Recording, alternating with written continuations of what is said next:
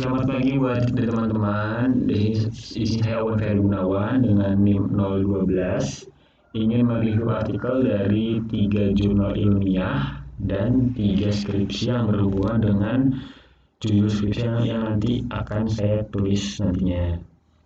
Yang pertama adalah jurnal ilmiah yang pertama, yaitu berjudul sebelumnya di sini adalah judul skripsi yang nanti akan saya tulis adalah pengaruh gross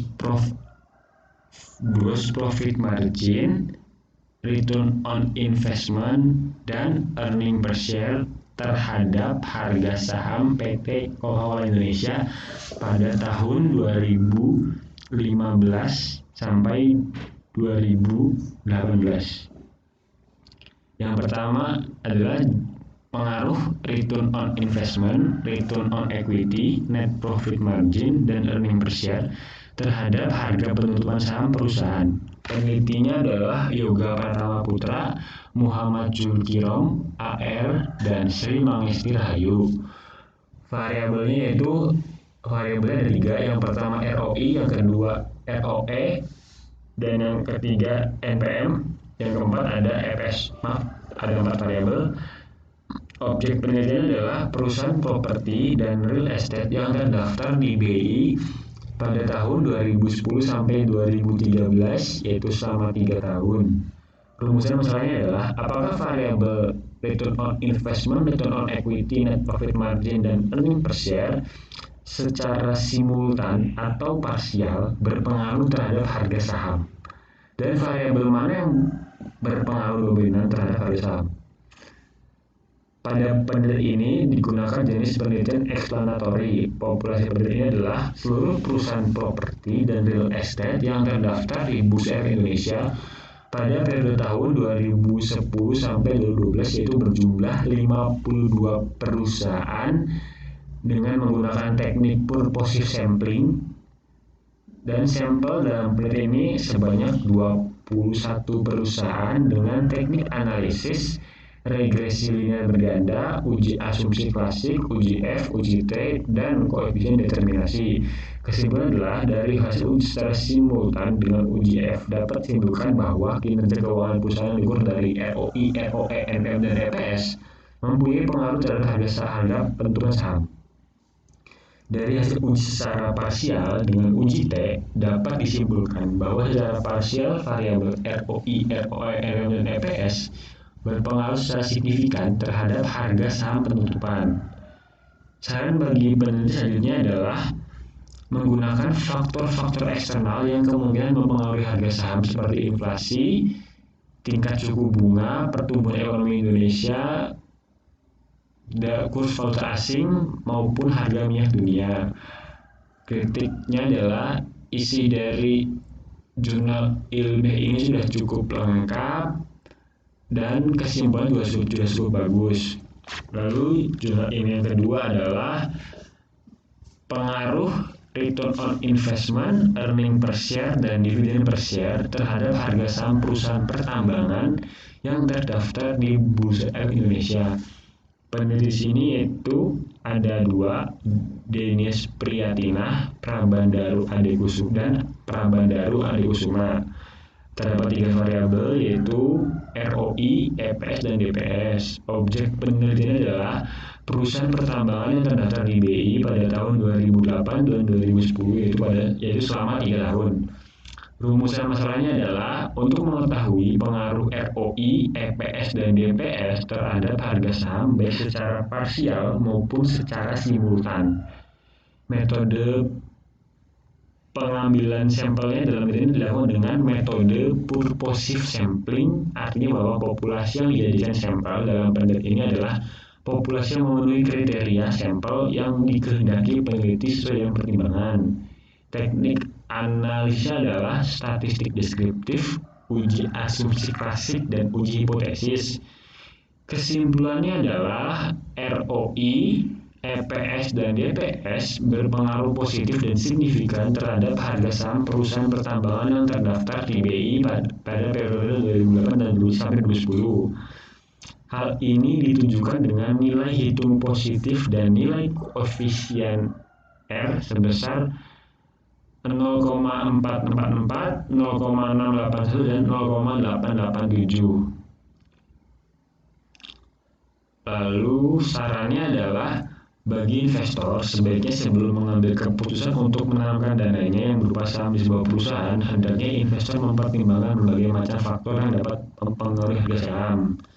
Bagi peneliti selanjutnya adalah menggunakan objek peneliti yang lebih luas, tidak hanya pada perusahaan pertambangan, karena pada perusahaan pertambangan tidak semua perusahaan membagikan dividen sehingga kurang mewakili objek penelitian mengenai pembagian dividen terhadap harga saham. Kritiknya adalah tidak ada kritik karena saya pun ingin mendapat pengetahuan lagi, yaitu ternyata pada perusahaan pertambangan tidak semua perusahaan membagikan dividen sehingga kurang mewakili objek penelitiannya.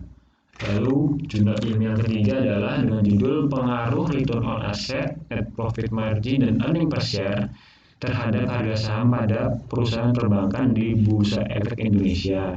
Nama penelitinya adalah Rosdian Widiawati Watung dan Frenje Ilat.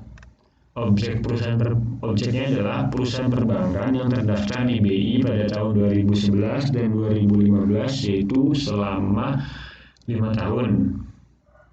Rumusan masalahnya adalah apakah ROA, NPM, dan EPS berpengaruh signifikan terhadap harga saham pada perusahaan perbankan di Bursa Efek Indonesia?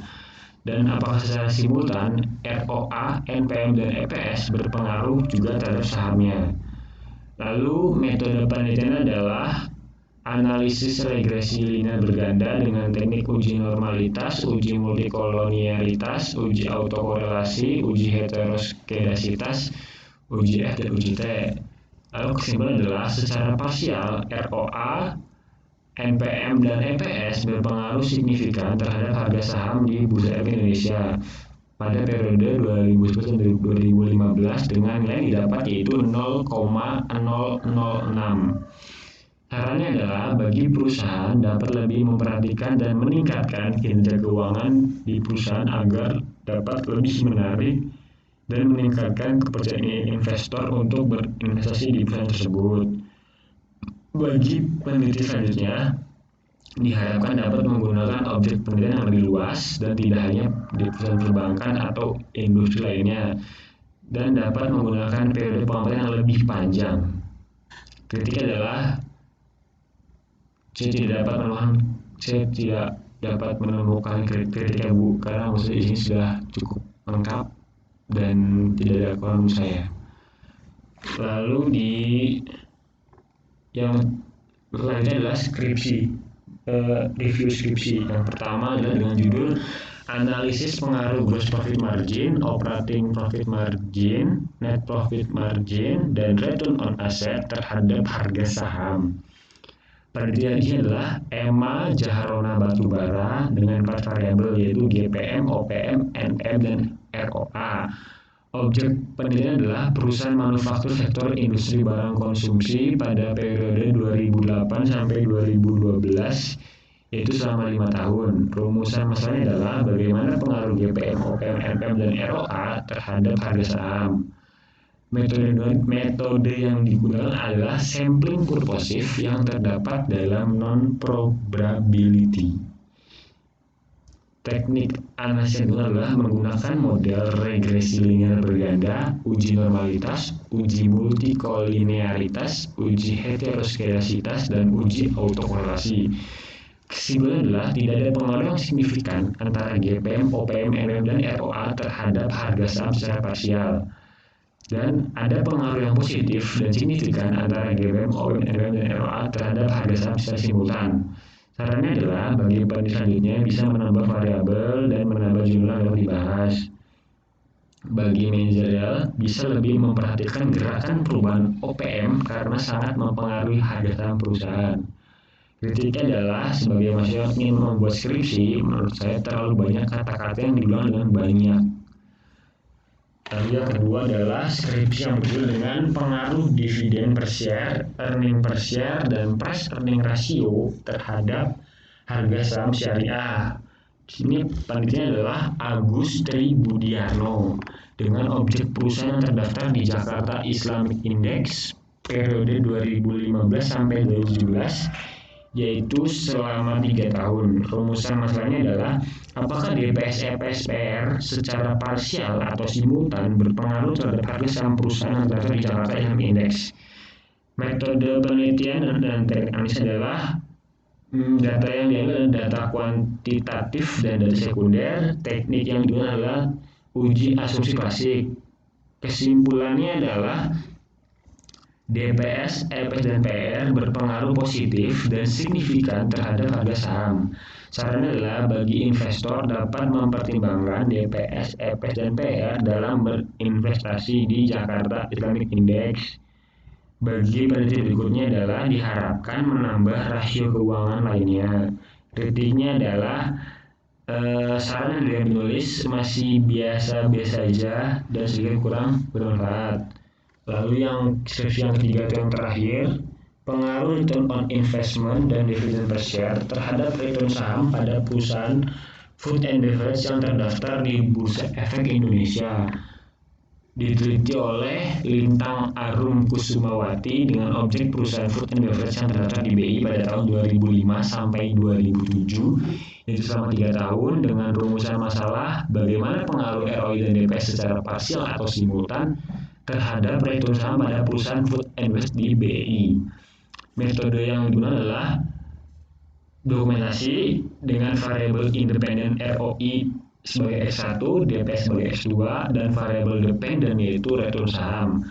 Analisis yang digunakan adalah analisis linear berganda, pengujian hipotesis, uji asumsi klasik, dan koefisien determinasi. Kesimpulan adalah secara parsial dan simultan variabel ROI dan DPS tidak berpengaruh secara signifikan terhadap return saham pada perusahaan food and beverage di BI. Sarannya adalah perusahaan hendaknya memperhatikan rasio profitabilitas ROI dan DPS karena dapat menarik investor. Variabel selain ROI dan DPS juga sebenarnya berpengaruh. Kritiknya tidak kritik, Bu. Terima kasih. Sekian penjelasan review artikel dari saya.